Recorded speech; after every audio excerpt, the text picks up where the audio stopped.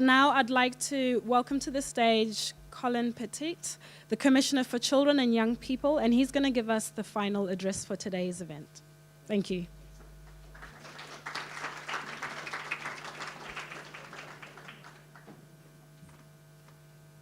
Thanks, Taku. And Joseph, you've left a few challenges, so I'm not going to acknowledge, but I want to give you a message, and I want to give the rest of the audience a message on behalf of Aboriginal children and young people from around this state.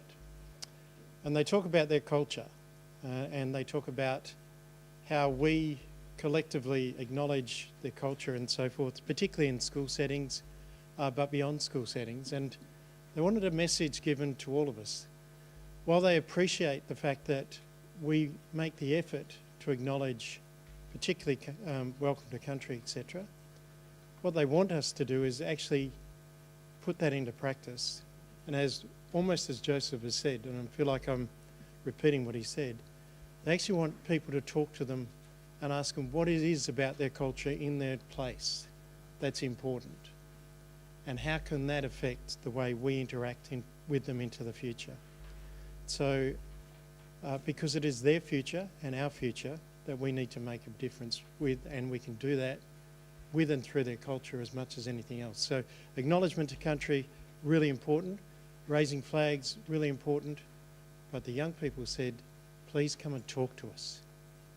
Understand what we mean about our culture and our place.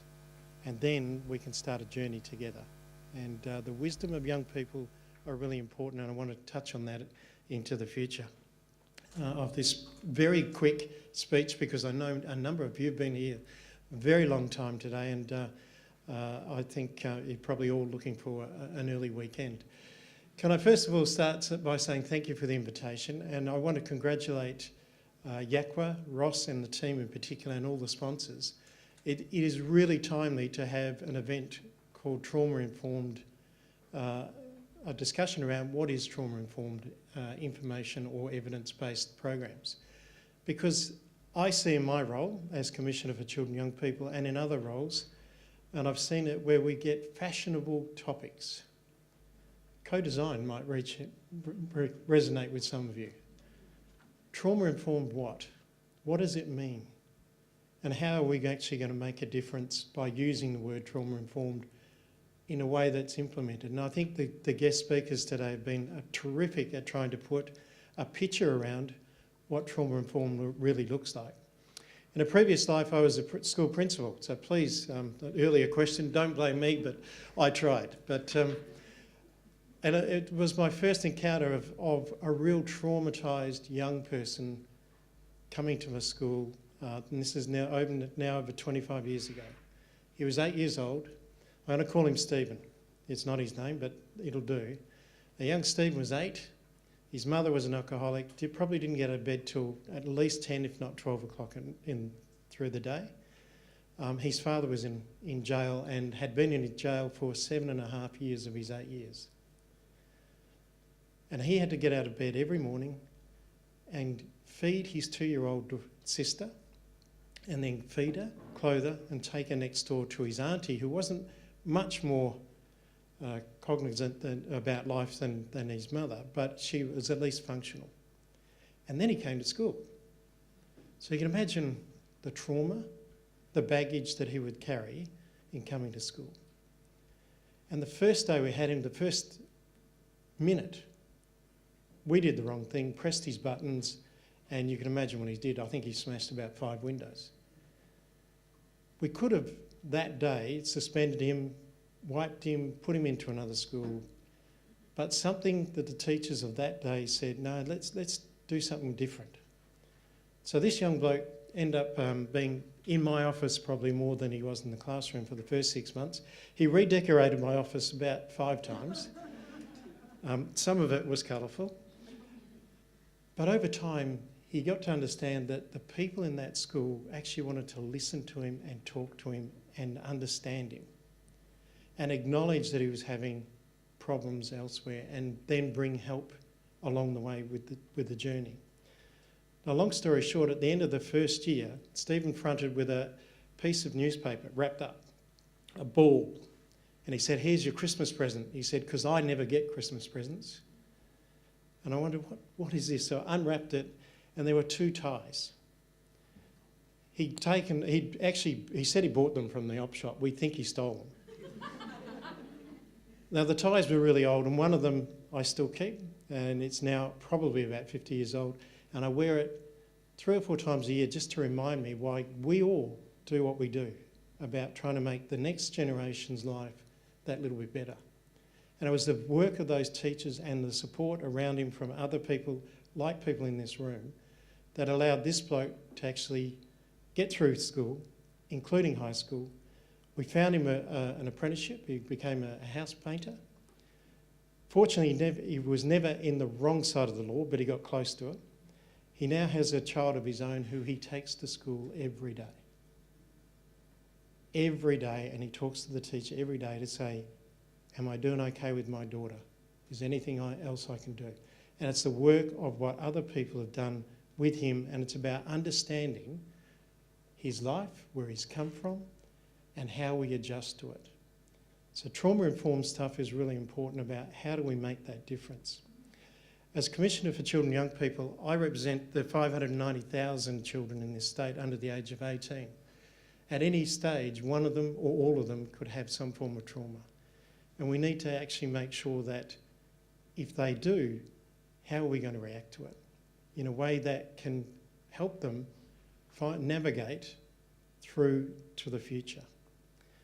So there's some challenges for us about, do we understand what trauma-informed really is? Do we understand how to deal with trauma? And I think you just being here today is a way of recognising that we need to build our education, we need to build our own position, and we need to start to influence. And one of the ways I want to challenge you, there are 2 things I would like to leave you with a challenge for today. The first one is, there's been a lot of conversation about trauma-informed, how do we influence, etc. And I was really taken by a number of the panel who said, you know, there are 2 ways, bottom up, top down, whatever you'd like to call it. Bottom up is the most sustainable way to do it, and you, on a day-to-day basis, while it will be hard, can make the biggest difference day in and day out if you stop and listen to the young person first and then try and have that conversation. So that's the first challenge. The second challenge is more of a political one than anything else. I started by saying trauma-informed, what does it mean, etc. And I'm starting to see it come into our policy documents and into our programs. Do you ever challenge what does that mean in this instance? And are we actually doing that particular program in the way it's described, or are we just paying lip service to it so that we can tick it off to get the funding? And we need to collectively have a look at how do we actually challenge that into the future. Alongside that, I just want to leave you with a couple of, I suppose, advertisements. I didn't check with you, Ross, and I'm sorry that there are a couple of advertisements. We're as a Commissioner's Office, we're moving into a line of monitoring, if you like. And we're working with Telethon Kids Institute, and it lines up with some of the information you had today. We've actually got 3 circles too, Simon. You'll be happy to know that we're looking at in terms of monitoring children. There are 3 things that every child needs to make sure that they can grow and contribute to a society that we all want. And that is, they first of all have to be safe and supported. That safety and supported, there are a number of characteristics around home life, street life, school life and others, how they can be safe and supported. And there's some reporting things that we should gather, and we're working with Telethon Kids to say, how do we pick that information up and feed that back into government to make better decisions. The second one is about having opportunities to learn from birth. So learning is not just schooling. And in fact, if we look at it and flip it a bit more, we should be saying our people should learn more outside of school than they should inside of school. Learning in school is about refining some things, but learning more broadly is about how do we support families in particular, and how do they stay connected in their community. And the third one is about them being healthy and their general well-being, both their physical and mental health. So all of those things we're putting together as factors, and they will be on our website with Telethon Kids, and we're going to start collecting different information and reporting differently to government to try and influence.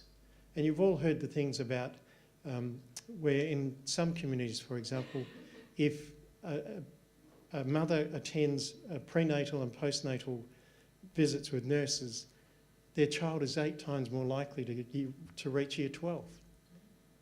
Now, there's nothing to do with education. That's about educating the parent.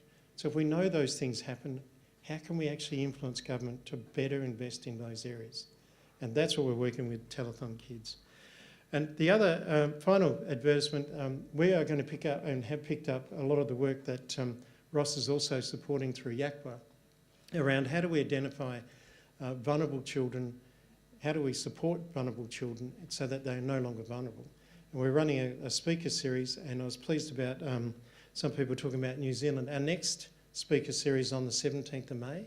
There are still places available. It's on the website, CCYP. We have Judge Andrew Beecroft from New Zealand, who's the current Commissioner for Children and Young People, has a slightly different remit to myself. His actual remit is to monitor both child protection and youth justice. And so we'll have a very different view of what they do there and what works and what doesn't work. And he'll be joined by Professor Leah Bromfield, who's from the Australian Centre for Child Protection. And she will be talking about child protection processes across the nation, what's working and what's not, and how can we improve, based on all of the research that they've done. You're more than welcome to join us at 17th of May, and I think it's at the Duxton Hotel. Ross, can I finish by again congratulating you and the team? I think I've been here since lunch and I've been really not only entertained but really educated in lots of ways.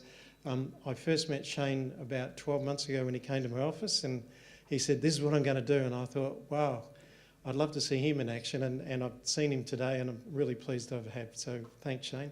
And thank you to everyone for being here today. Taku, fantastic job. Congratulations, and thank you very much.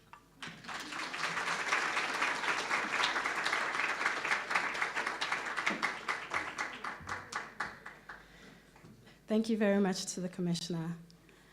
And so we're at that time when it's not over, this is the beginning. So I'm just going to thank our sponsors, again, who made this event possible. I'd like to thank the Department of Communities, Circle Seminars, the Youth Affairs Council of WA, and Ross and the team.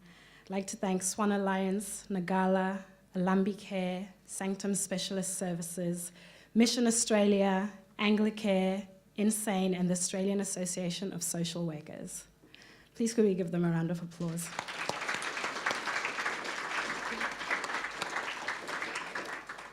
Of course, we'd like to thank the speakers who joined us today and shared their wisdom, their experiences, their passion, their ideas, their innovation, their spark, their creativity, their history, and just allowed us to really listen and to hear new ways of thinking. So again, a round of applause for the speakers.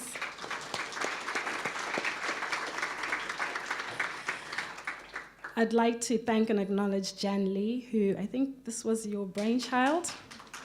She's been sitting here rather quietly. If you haven't met her, this was her brainchild, and she's been working with all the different people to put this together.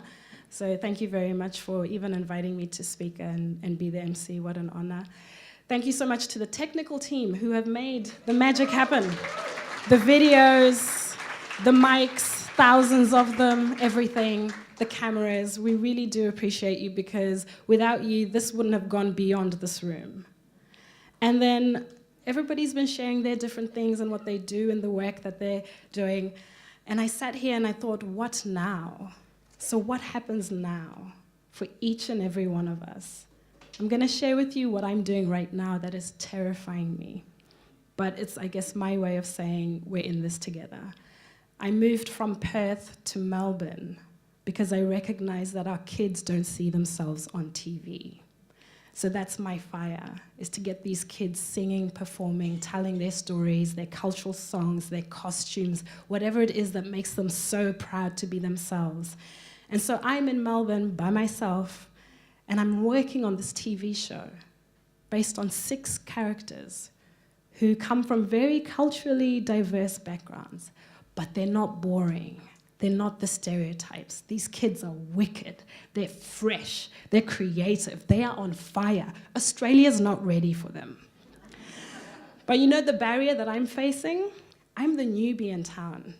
And so when I go to apply for funding to get some of these ideas made, they say to me, well, what TV have you made? So already I have a door. But my fire is like, I'm going to make this show. But here's the thing, one thing that I've really been thinking about is, oh my gosh, where am I going to find these kids? The undiscovered talent.